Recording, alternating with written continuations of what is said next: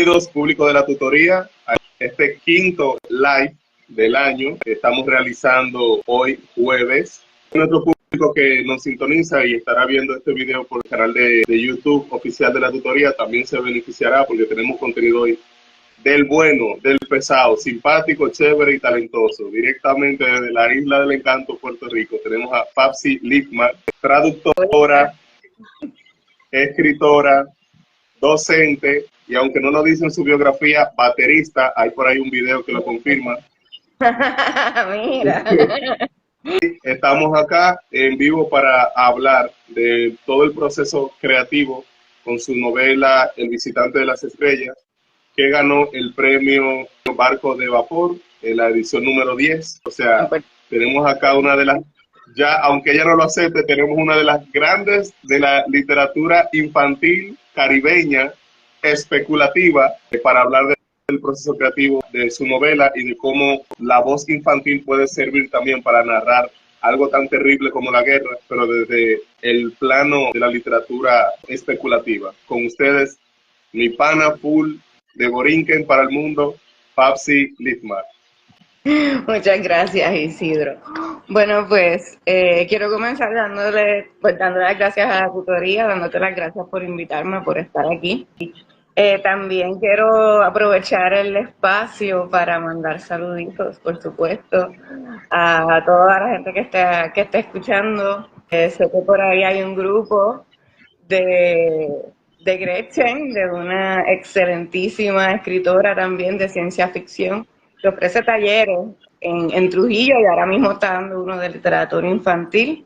Ana María, que ya vi que comentó, me puso corazoncito violeta, Ana María Fuster, sí, y a todos los demás, a la gente del CM, del editorial, que siempre me encanta cada vez que voy allá, me tratan tan bien. Y cuando dicen que llego a mi segunda casa, es verdad, así me siento.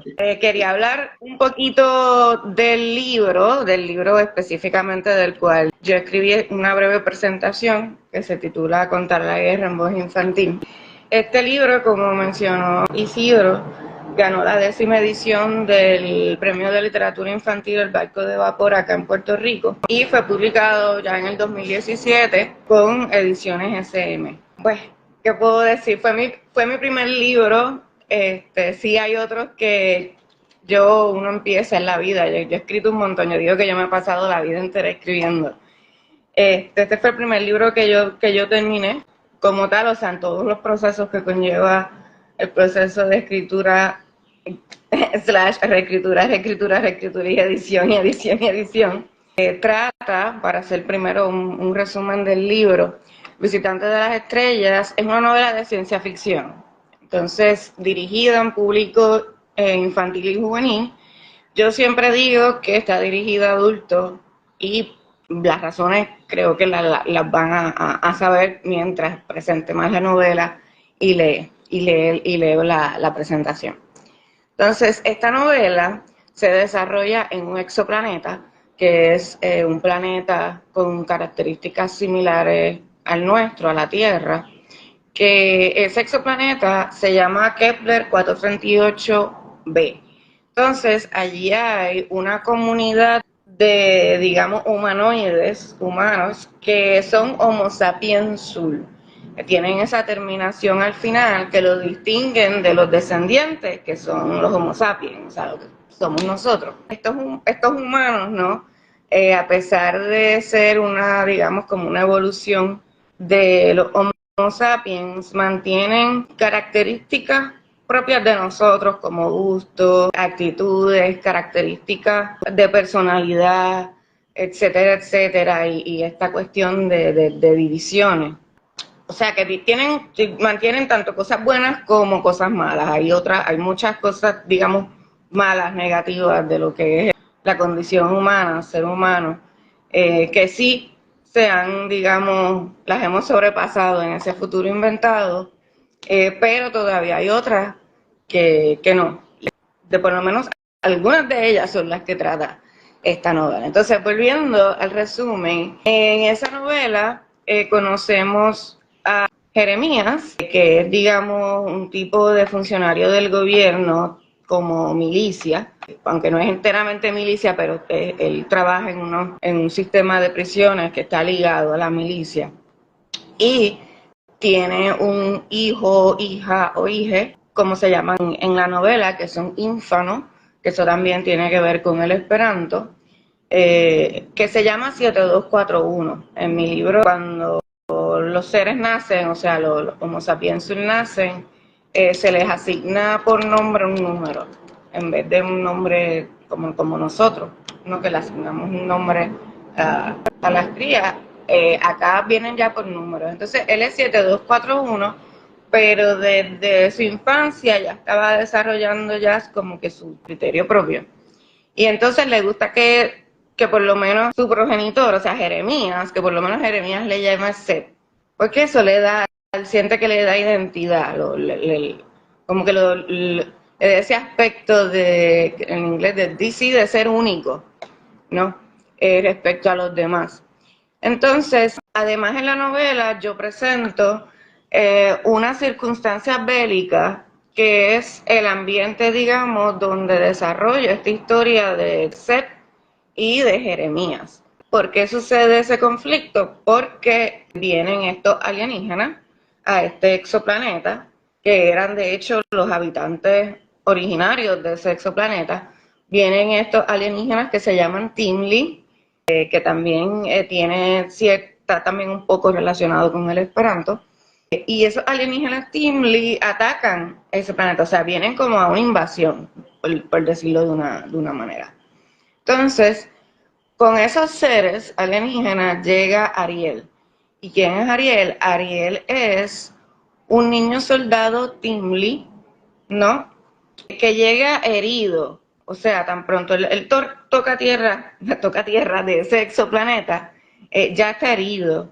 Y la novela entonces se desarrolla en qué es lo que sucede cuando Seth y este Timli, este ínfano alienígena, se encuentran. Entonces se generan una cantidad de conflictos externos, de la represión social, ¿no? Y lo que está sucediendo, como pueden pensar en cualquier guerra, pero también los conflictos internos del personaje, en este caso de Seth, porque la novela la narro en primera persona. Nada, todo esto, claro, va a llevar a un final que yo creo que es bastante inesperado, pero lo que yo quiero recalcar es que a través de ese mundo, ¿no? que lo sitúo dentro de lo que es el género de la ciencia ficción, yo trato de desarrollar un poco y que las personas hagan, digamos, ciertas lecturas, ¿no? Entiendan ciertos mensajes sobre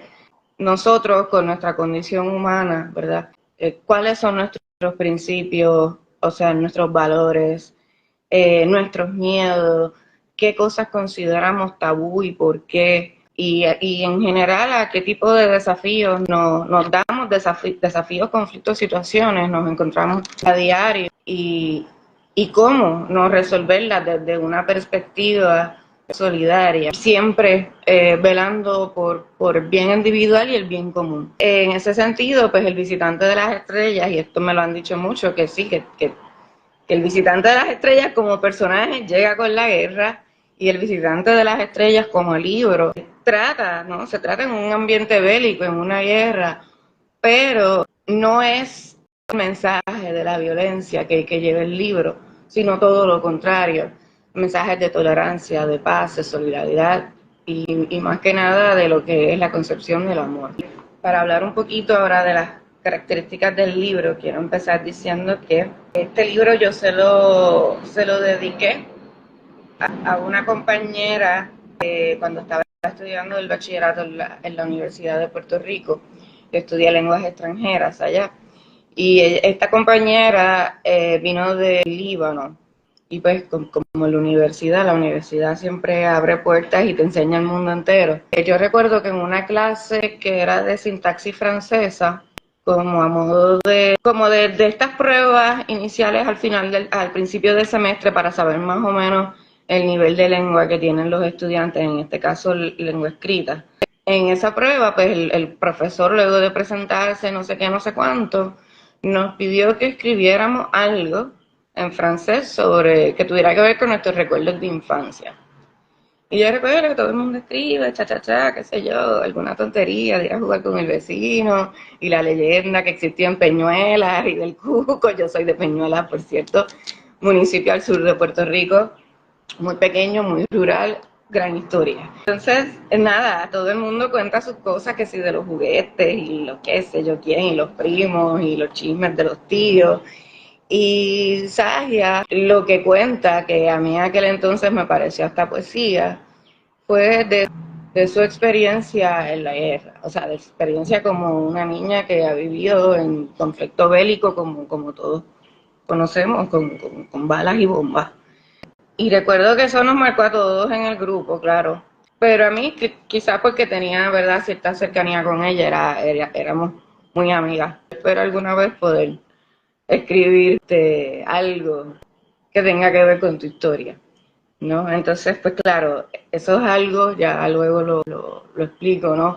Uno, por ejemplo, yo que no he vivido una guerra, o sea, como las conocemos, es como entonces uno, con lo que uno sí ha experimentado y ha vivido, puede, digamos, transmitir lo que sería la verosimilitud, porque al conocernos a nosotros, podemos saber cómo reacciona un personaje, quizás cómo uno no reaccionaría y le pone esas características a un personaje.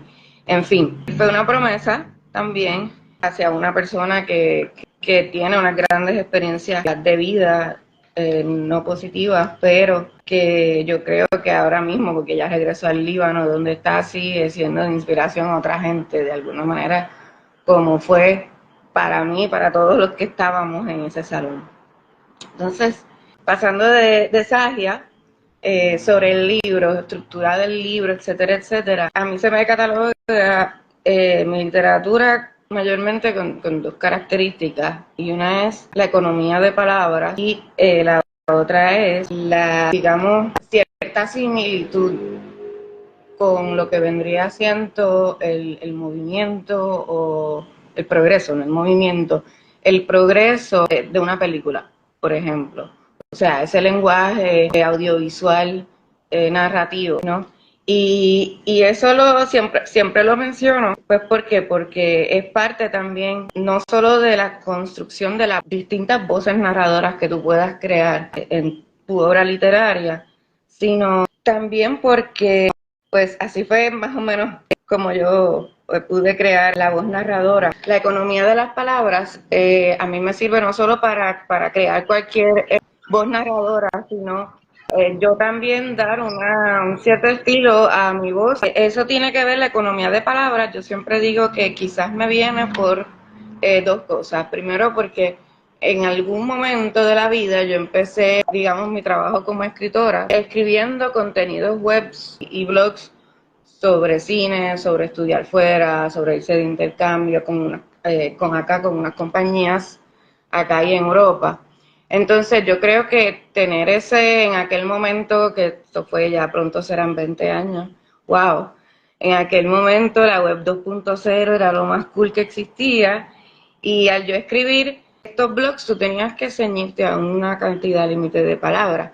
Así que al yo haber estado años produciendo ese tipo de contenido y produciendo, digamos, opúsculos, brochures para la Yupi, yo creo que me ayudó a desarrollar esa voz que fuese de economía de palabras. Y encima de eso, para machacar la cosa, como decimos acá, yo luego de estudiar lenguas, estudié traducción, y a mí me apasionaba muchísimo lo que tuviera que ver con traducción audiovisual, que no es otra cosa que la traducción para doblaje o para subtitulación o cualquier audiodescripción o subtítulos accesibles que se hagan.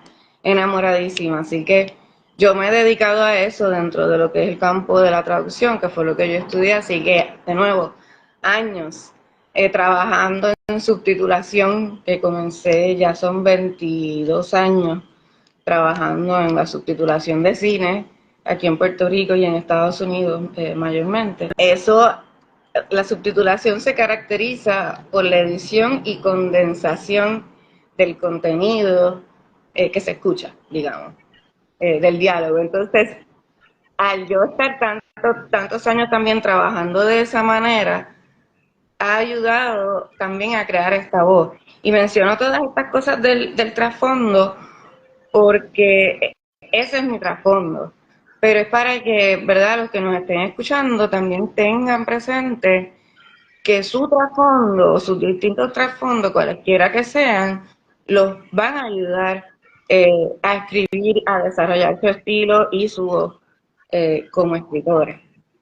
Entonces, lo otro que mencioné que fue, bueno, la cuestión también de esta literatura que yo escribo, que mucha gente me dice que se sienten como si estuvieran viendo una película, pues viene yo creo que también de ahí mismo, de que de una forma u otra he estado bien ligada con todo lo que es producción y contenido audiovisual desde hace más de 20 años, por lo que, sí, desde hace casi 20 años, no estoy tan viejita, casi, no Exacto. Que estábamos tirando cálculo ya. es lo mismo. Así que eso es lo que yo creo que ha sido parte o característico de mi obra.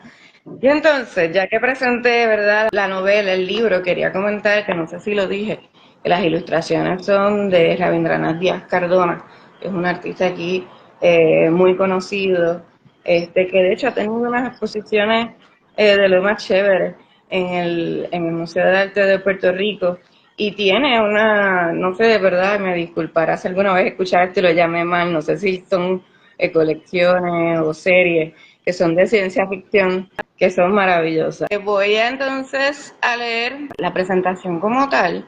Voy a tratar de no estar tan pegada al texto porque siento pues que como que se me pone la voz monótona. Y Robótica. entonces, sí, me pongo robótica rápido. Y entonces después me pongo a pensar, ay, me escucho mal, me pongo robótica, me pongo ansiosa y después, no.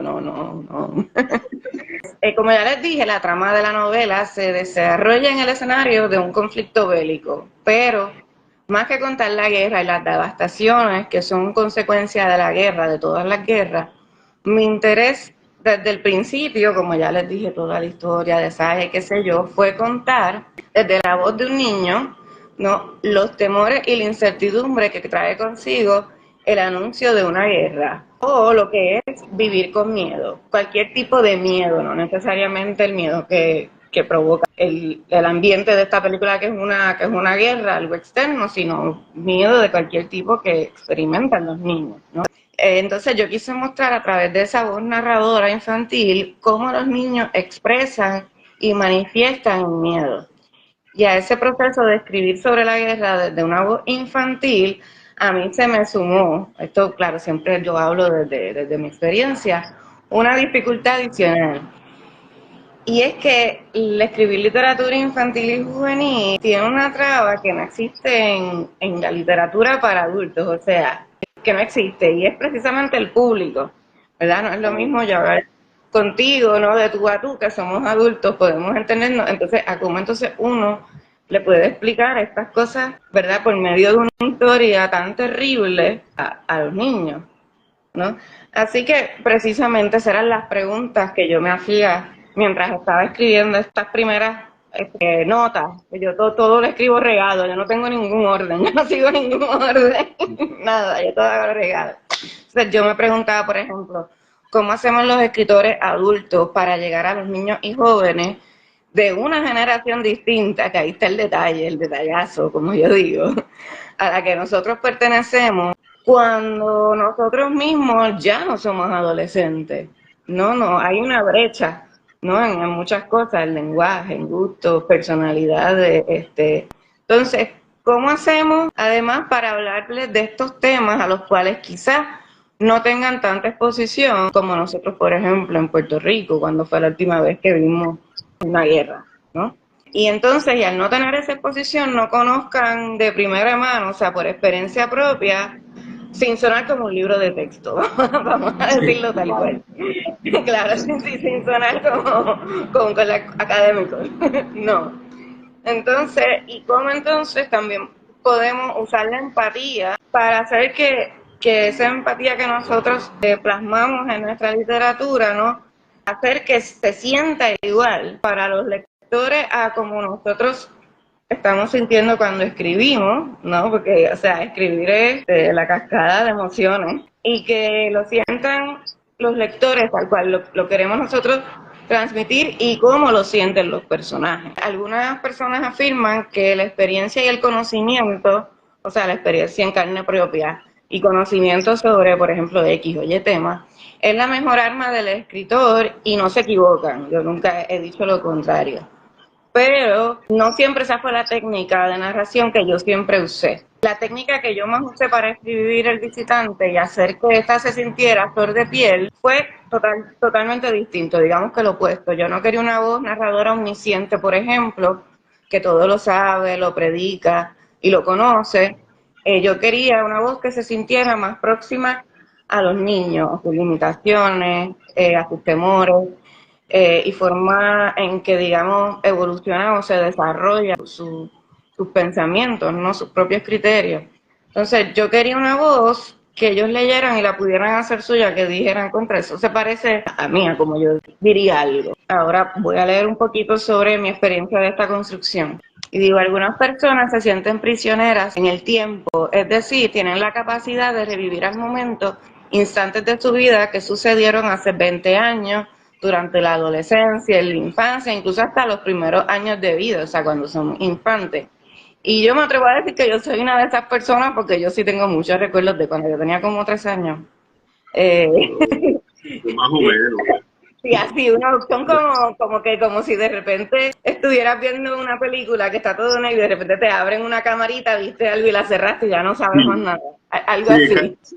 son casi como pensamientos intrusivos, así, que te llegan, Sí, algo te lo evoca, pero tú no tienes control de... sí, sí, de momento tú estás pensando nada, tú estás haciendo algo y de repente, sí, yo a los 3 años en la bañera, ¿qué es esto? ¿Qué es esto? Entonces, como a mí eso me sucede, ¿verdad? Pues yo uso mucho, sí, lo que es el recurso de la introspección y el recuerdo. En este caso, lo usé para mi personaje principal, que es Seth, el niño, el hijo de Jeremías. Y su voz narrada en primera persona. Entonces, en esa voz yo plasmé, por ejemplo, mi admiración por mi madre, que fue la que me inculcó en lo que es la lectura, ¿no? Y para mí lo más importante es la educación. Yo siempre digo que eso es para mí un derecho social, para todos, el más importante. Y también pues tengo razones personales, claro, por ser tan pro educación todo el tiempo. Entonces, en esa voz narradora también logré plasmar disgusto hacia la burla o el bullying, y motivos por los cuales la humanidad misma ha creado un mundo lúgubre e injusto donde no reina la paz. Mencionar esto me recuerda a la pregunta que me hice cuando la idea de escribir la historia de Seth y Ariel todavía me rondaba por la cabeza. ¿Hace falta haber vivido el ruido y la furia de la guerra para escribir una buena novela bélica? Mi respuesta para esta y quizás cualquier otra pregunta similar de construcción narrativa es no necesariamente. No si tenemos personajes que se sienten reales, porque son trozos o pedazos de uno mismo que dejamos en el texto, porque no solo contamos, o sea, en mi caso no contar una historia en primera persona y ya, sino eso es también vivirla, no sentirla y lograr acercar esa brecha de esa forma, entre texto y los lectores, para más o menos mostrar cómo logré aceptar en el proceso de introspección y recuerdo, y el recuerdo vivo, o sea, lo que es ese recuerdo que a pasar de los años puedes pensar en algo y sientes, qué sé yo, que si estás en un sitio determinado, puedes hasta ver el lugar y ver todos los colores y la gente, ese recuerdo así tan vivo. Ese proceso, durante el tiempo que escribí la novela, para yo lograr eso, la mayor parte yo la escribí en lo que era mi cuarto, en la casa de mi mamá. Entonces, yo recuerdo que ya había terminado el semestre y yo estaba visitando, eran las visitas de Navidad, el receso de Navidad, que fui a ver a mami allá. Yo empecé a escribir El visitante y fue como que de pronto yo no podía parar. Eso fue como, eso tenía que salir ahí en ese momento, en ese tiempo y ya. Así que yo estuve allá encerrada entre esos recuerdos, los libros de mi infancia, las paredes, digo las paredes, porque en mi caso no es solo en el sentido de las paredes del cuarto, y como estar encerrado entre cuatro paredes, sino que las paredes, en mi caso, tienen una historia. ¿Por qué? Porque les digo, mi madre es una santa. Yo escribía las paredes de mi cuarto con marcadores desde la tierna edad, desde como los 9 o 10 años. Y entonces ahí yo escribía muchas cosas de citas de libros que me gustaban o de música, porque yo siempre he sido bien musical, así que yo escribía hasta el techo, closet, paredes, olvídense. Así que estar allí era estar literalmente rodeada con toda mi vida de niña y adolescente casi.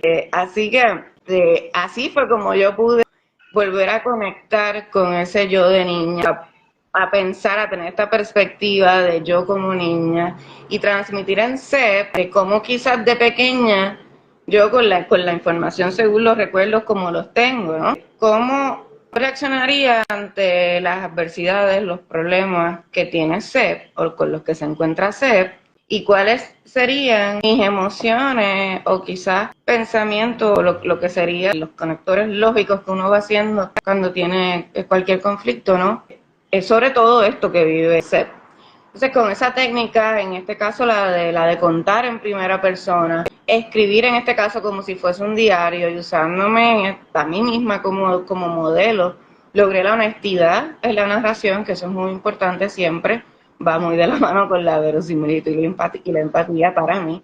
No solo honestidad en narración, sino honestidad en los personajes y su calidad humana. Por eso, y esto me lo han dicho mucho también, que desde el primer capítulo el visitante de las estrellas es muy emotivo, o sea, está cargado de emociones, porque la historia se construye de cierta forma que los conflictos y las preocupaciones del personaje principal, sus miedos y las tristezas, todos estos secretos ligados a eventos tristes que uno no comparte, los tenemos solamente con este niño, ¿no?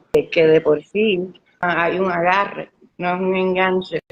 Y eso es algo que yo uso mucho, recursos de explorar las emociones y los comportamientos humanos dentro de lo que es toda mi obra, o sea, un poco la psicología humana. Es algo que yo transmito mucho en toda mi obra y me refiero a todo.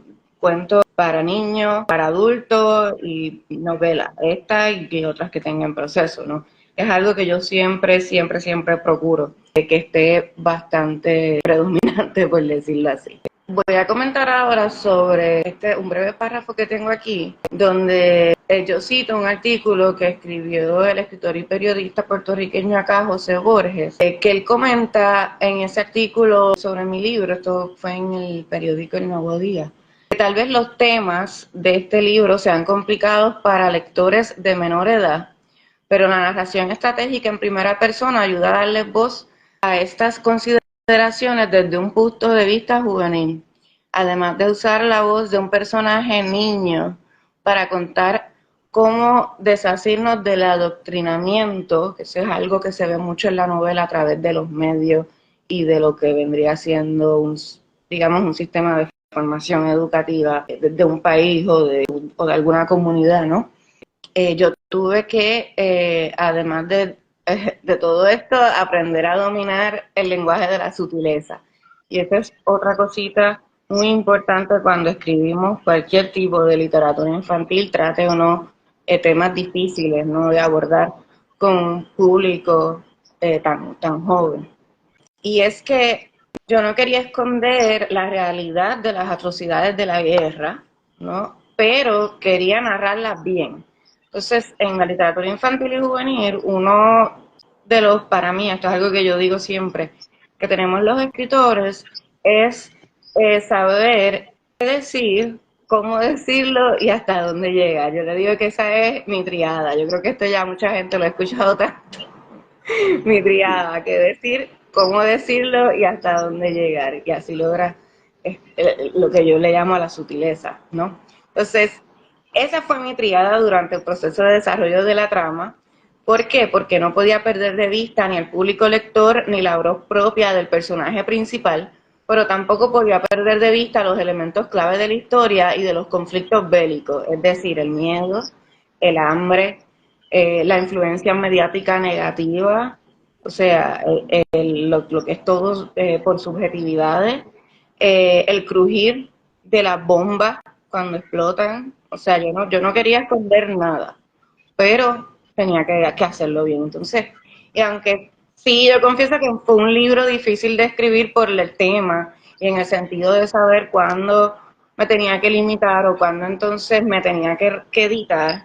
Entonces, no quería que fuese difícil de leer o de entender, sino todo lo contrario, ¿no? Entonces, por eso, entonces fue que aposté por un lenguaje sencillo, que a eso viene también lo que explicaba ahorita de la economía de palabras en la voz narradora.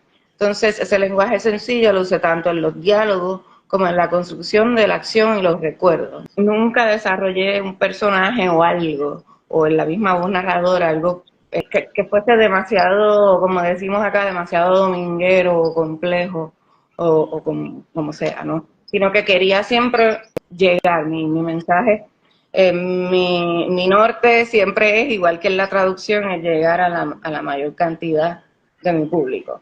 Así que eso lo llevo. Entonces, para eso tenía que encontrar el punto medio entre el público lector y las realidades de quienes viven en conflictos bélicos.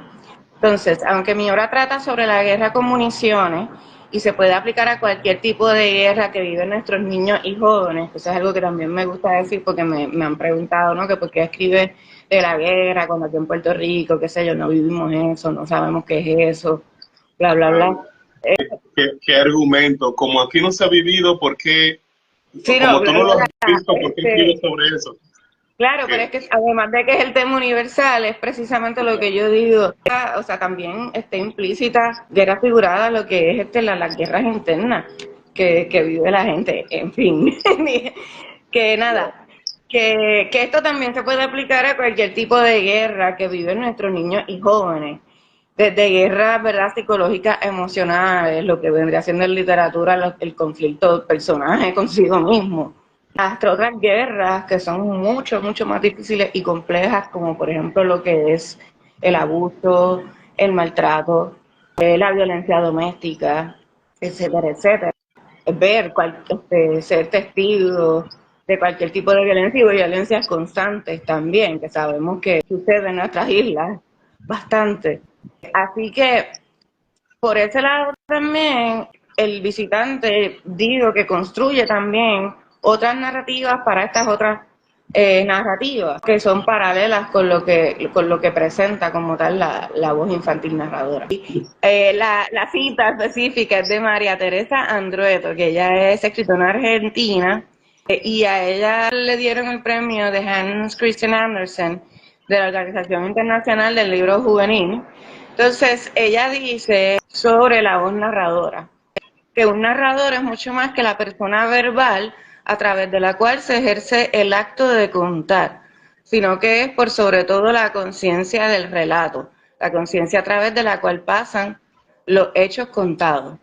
Entonces, a esto yo digo que como narrador, porque como es primera persona, es el personaje principal, se vuelve este personaje que tiene una cantidad de matices y también a su vez se vuelve como un maestro, ¿no?, de un sinnúmero de enseñanzas para los lectores y a la vez mantiene inocencia propia, ¿no?, de los niños y el poder de toma de decisiones y de reflexión que los niños empiezan a cultivar y a desarrollar desde temprana edad, ¿no? Con él, o sea, con Seth, aprendemos la importancia de la rebelión ante las injusticias y a tener criterio propio. Entonces, una escena de este libro sucede en un salón de clase del futuro, que me encanta la ilustración, de hecho. Muestra, Y muestra. allí, en esa escena está la maestra, hay un oficial intergaláctico, es una imagen caricaturesca total.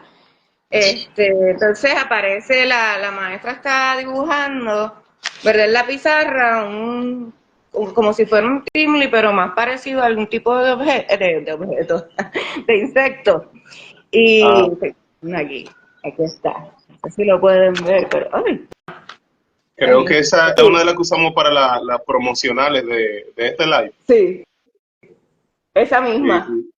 Esa misma, sí, aquí la quiere ver buscar por allí. Están los estudiantes que están de espalda, está la maestra, está el soldado intergaláctico, el que mete miedo, tú sabes. La maestra, entonces, ella está mostrando una imagen caricaturesca de los Timli, de estos alienígenas, en la pizarra. Entonces, ella está incitando y permitiendo, claro, que los estudiantes se burlen y digan expresiones ofensivas. Entonces, CEP, de todos los niños que están allí, CEP es quien único, como quien dice, saca la cara. Y entonces, por los Timli, y entonces él no solo lo defiende como que, pero como preguntándose, pero ¿por qué dicen estas cosas? Like, no, no es cierto. Pero también, y él dice, miren, este planeta era de ellos antes, ¿por qué no intentamos coexistir? ¿No? Eso le resultó que le dieran un golpe, ¿no? Además, separación y rechazo por los demás compañeros de clase. Y eso es lo que da pie a mi capítulo favorito en toda la novela, que es el capítulo 24, que tiene una o dos oraciones, ahora no recuerdo, pero es algo así de cortito, bello. Una o Entonces, dos continúo. oraciones. Claro, eso es todo lo que Vaya. necesitaba este capítulo y dice, es más, lo voy a leer ahora para no perder el momentum. Capítulo 24, hay una ilustración hermosa del niño, el set niño, niña, niña. Le digo niño por la costumbre de avanzar, de no decir infano, porque siento que no me van a entender si sigo diciendo Claro. infano. Y dice el capítulo 24, nadie quiere sentarse conmigo en el recreo. Lloro bajo un árbol de ramas anaranjadas. Y, y eso es todo lo que necesitaba el capítulo, porque créanme que he tenido gente que me ha dicho que ha llorado, y yo no te creas que yo cuando escribí esto nada más, yo estaba bebiéndome las lágrimas.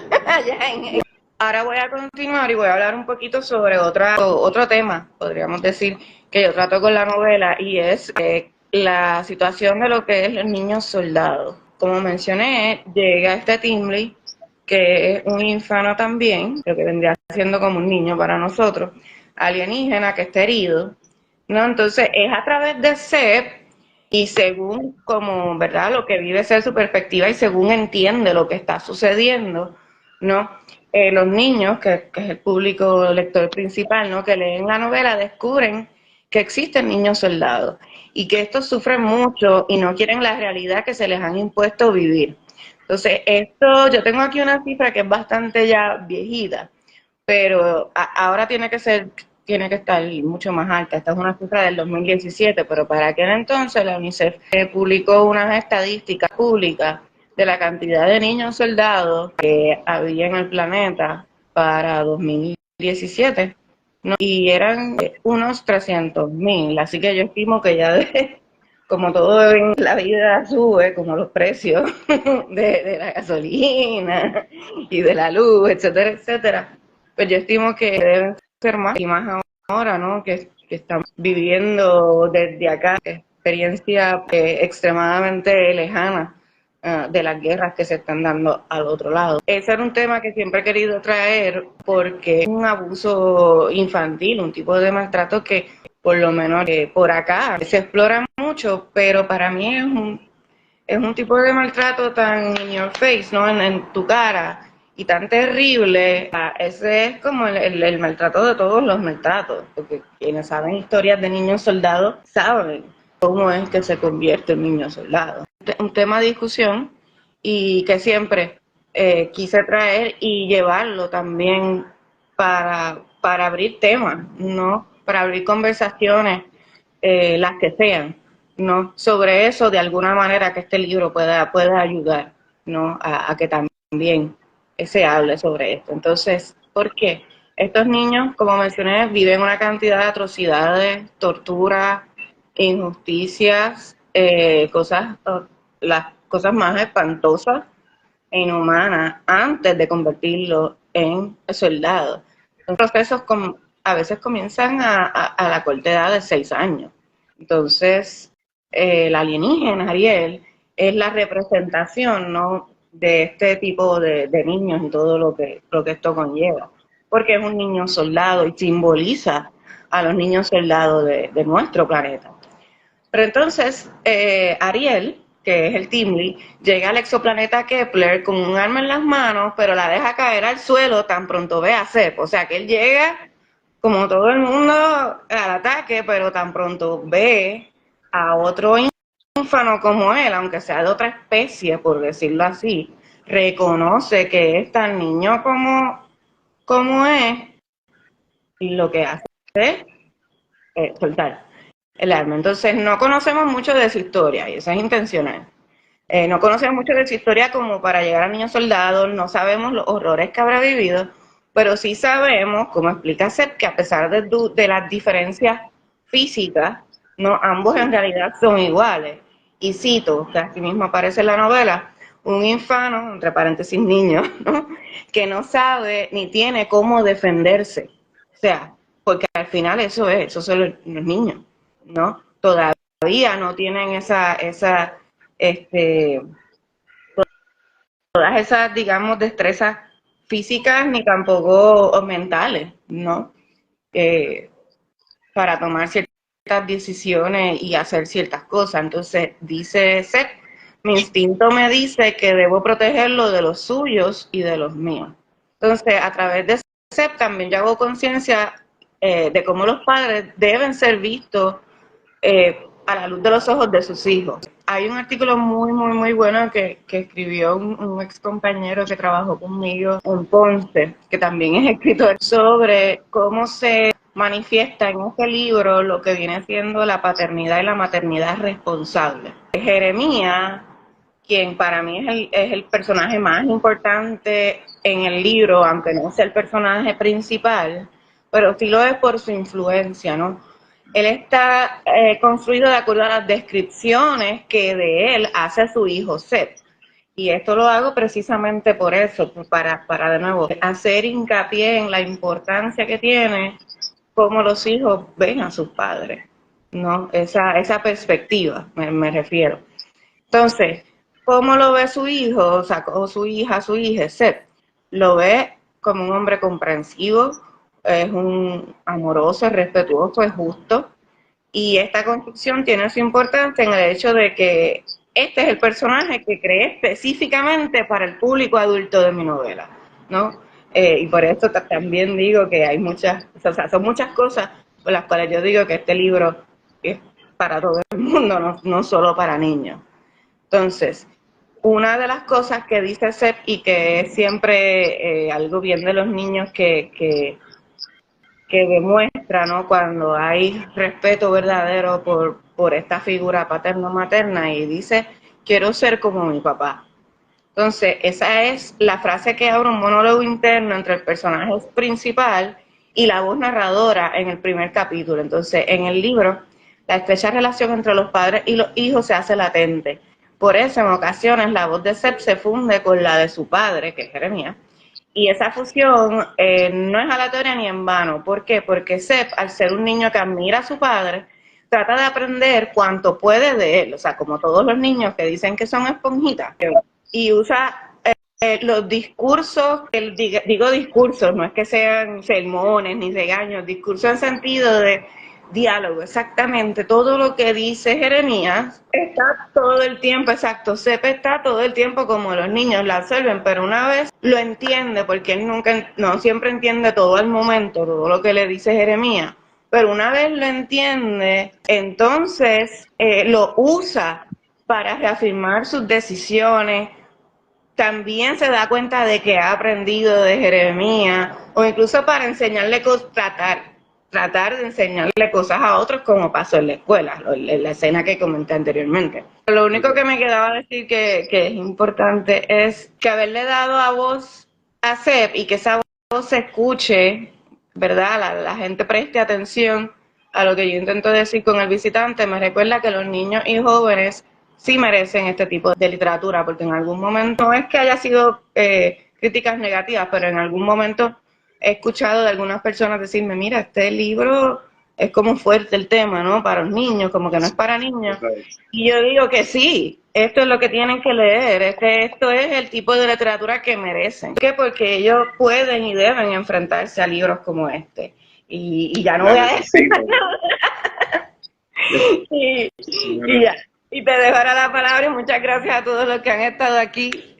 Ya mismo voy a ver todo el montón de comentarios que me dice Isidro. Ariana Rose Fernández Muy desafortunadamente debo marcharme a una reunión, pero ha sido fascinante. Bravo, Paps. Sí, Adriana, muchas gracias. Ella es la editora de literatura infantil y juvenil actual y ahora de acá de Ediciones SM Puerto Rico. Gracias por conectarte, Adriana, que yo sé que se fue, pero lo voy a escuchar mañana. Así que, Ariana, gracias. Y Chabela 1606, que junto conmigo estaba presionando para que lea el capítulo compuesto por 2 oraciones. Déjalo. Estaba ya echando la porra. Ariana había dicho también, me gustaría saber más sobre el proceso de ilustración de Ravidrana. Me parece muy potente el apoyo visual del visitante de las estrellas. Sí. O sea, el nombre y la cuenta de él para que lo sigan. Hay más, pero nos quedan segunditos nada más. Babsi, el micrófono es tuyo para despedirnos. Bueno, muchas gracias. Besos, abrazos y cariños desde Puerto Rico. Bien, muchas Y gracias, bendiciones. y No, gracias a gracias a los ti. amigos de Dominicana siempre, a todos. Un abrazo grandote. Gracias. Chao.